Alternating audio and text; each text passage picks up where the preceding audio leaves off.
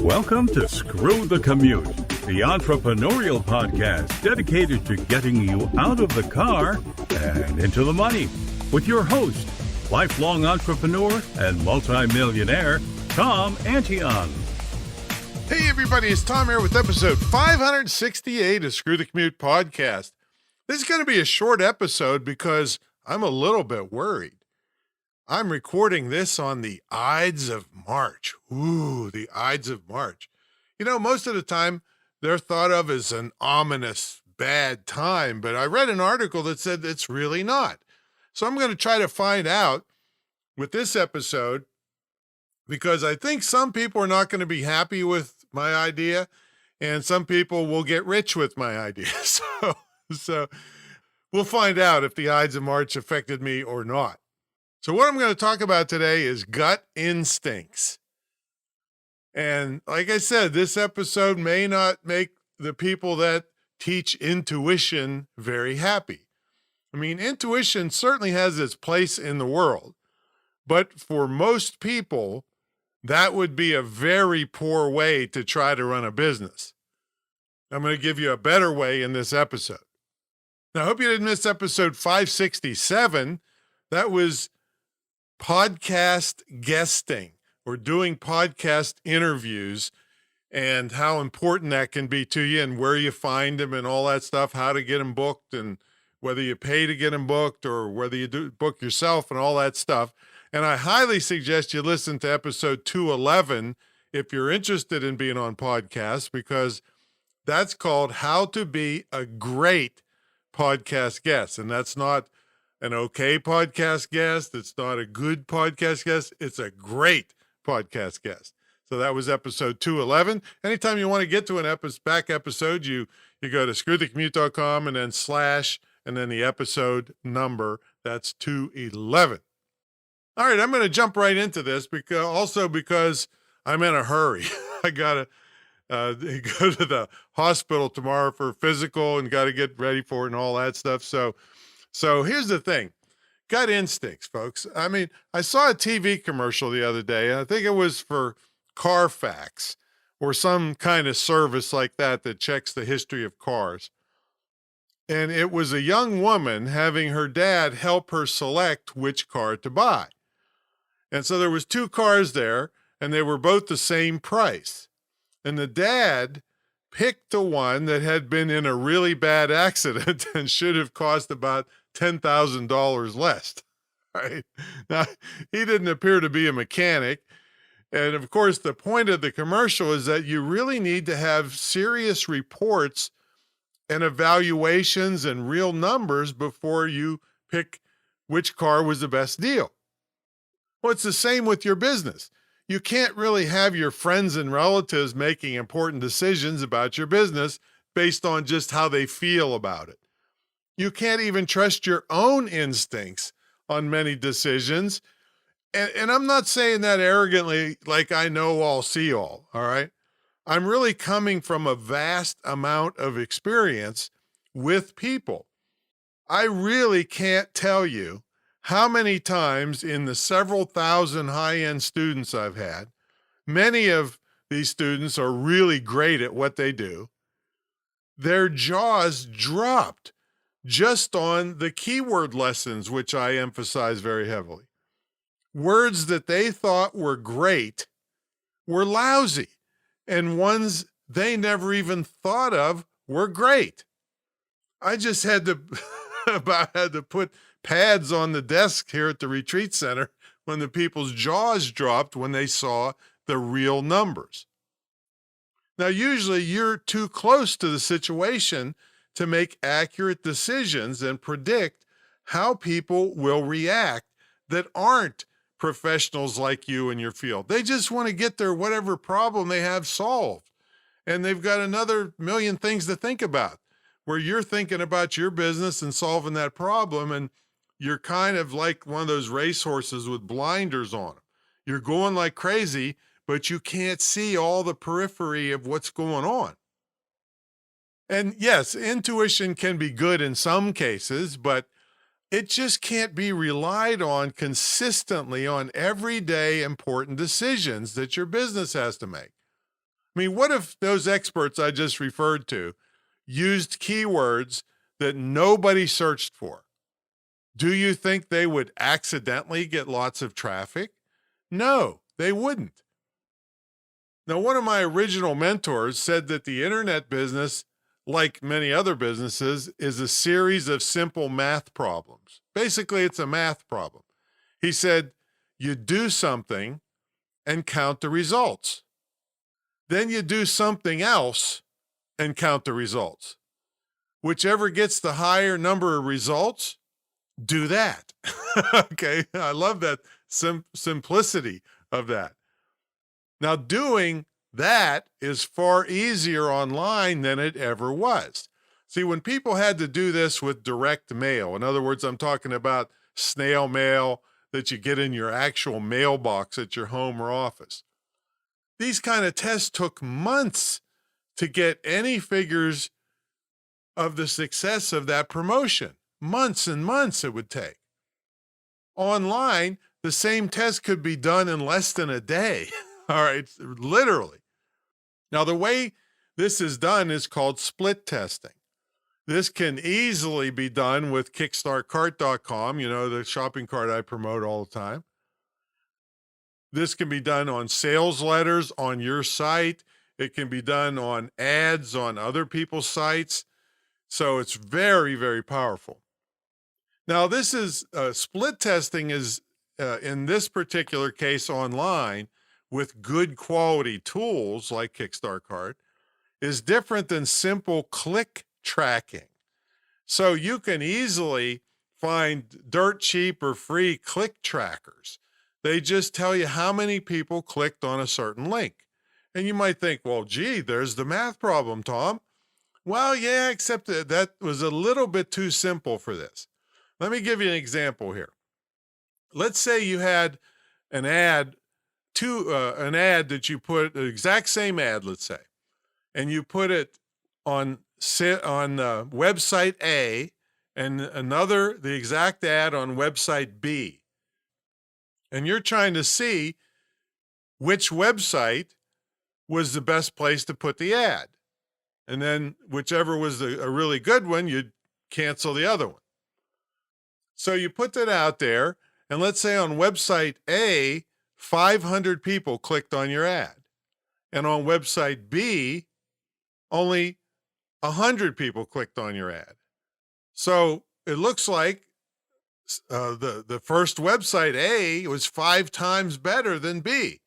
And so if you went on those simple numbers, you would cancel the ad on sales letter B or on website B and keep the one on A, right? That's kind of intuitive, right? Well, guess what? I opened this by saying you can't count on intuition. Okay. What's the problem is that let's say that website B brought in 50 buyers or 50% conversion. I mean, that's crazy numbers, but let's just say that. And website A only brought in 10 buyers.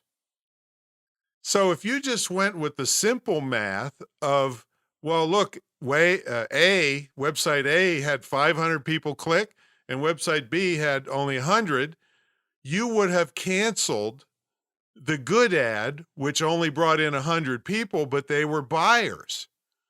And you would have kept the bad ad that brought in more people that didn't buy. Okay, so that's why it's crazy to do this with the free crap, click tracker tools. I mean, there may be occasions when you just need to see how many people click on a link, but if you really want to do this correctly, you want to see how many people bought. If that's your goal of making money, and I got to tell you, getting good at this skill can make you rich. I mean, everybody that's rich online knows how to do this, put it that way. I mean, the guy that taught me from his first, now you can also, that was testing ads on other people's websites, right? But you can test a sales letter on your own website in a couple ways. Let's say you're selling a widget and you write a sales letter A, which is the video sales letter. and with maybe beneath it is some text. And then sales letter B is all text and graphics and everything. And so you can run a split test against those two to see which one of those makes the most money. And let's say it wasn't the video sales letter. Let's say it was the written sales letter. Well, then you can split test different elements of that sales letter. So maybe you run the exact same sales letter on two different pages, but change the headline. Or maybe, I try to only make one change at a time because I'm not smart enough to do what they call multivariate testing. It gets really, really complicated. So this is just a simple way to do it with a good tool. And so you might do another test with the price. And by the way, here's a tip for you. If you do price testing, always test from low to high, because if somebody buys it at a low price and then sees it at a higher price, they're happy, they're thrilled to death. But if they bought it at a high price and then the day later they see it at a low price, they're not too happy. If that would happen, if you'd ever get caught in that situation, just refund the difference and tell them you're testing. And if they're really, crappy about it, block them from now on. But I've never had that in all these years, anybody ever give me crap over that. All right, so you can test different elements in the same sales letter, and there's so many of them. I mean, and this is back to where you can't trust what you think. Even one of the guys that taught me, he had a sales letter and had a really nice testimonial near the bottom of the sales letter, which you would, that's kind of intuitive for copywriters to put a good testimonial right near where somebody is supposed to make a purchase decision. I mean, that's kind of a common thing, right? But you can't trust any of this stuff that you think would work. You have to see if it really works for your people, for your product, for your service, at the time of year that you're doing this. And I mean, there's all kinds of variables. Okay? So he said, well, you know what? If that testimonial was near the top of the page, I'd probably do better with this sales letter. So he moved it to the top of the page. Guess what happened? Sales went down by 35%. He moved it back to the bottom. Sales came back up by 35%. See, so you wouldn't think of that. You'd think, oh, hit him right away with a nice testimonial. But you just can't tell for sure what's going to happen. And even after you've been in this for years, for a particular promotion, for a particular group of people, you still can't tell for sure unless you get the real numbers. You're just guessing, shooting in the wind. I had another guy that he was such a fanatic, he tested a drop shadow, not on the page or the text, around the edge of the page, and it made a slight difference. I don't remember what it was, but he was telling me he couldn't believe it himself. All right. So you got to test things. And, one simple tool that's included in your Kickstart cart shopping cart can help you do all of this stuff. And the other thing, the one guy that taught me, his best effort, he had loads of great efforts doing this. The best effort, he wrote a sales letter and put it out to the public. And from the first version of it till he got done with all this split testing of headlines and price and guarantees and testimonies, all this stuff, the final one that he couldn't get to sell anymore was sold 19 times as much as the first one. 19 times. Can you imagine the amount of money that adds up to over time? But most people are lazy. They pat themselves on the back just getting one crappy sales letter up there, and whatever comes in, they take it, and then they're off just creating some other product, right? Instead of maximizing the sale of the product you got. So if you want me to teach you how to do all this stuff, plus a million other things you need to know to be successful online, check out my mentor program at greatinternetmarketingtraining.com. It's the longest running, most unique, most successful ever in the field of internet and digital marketing.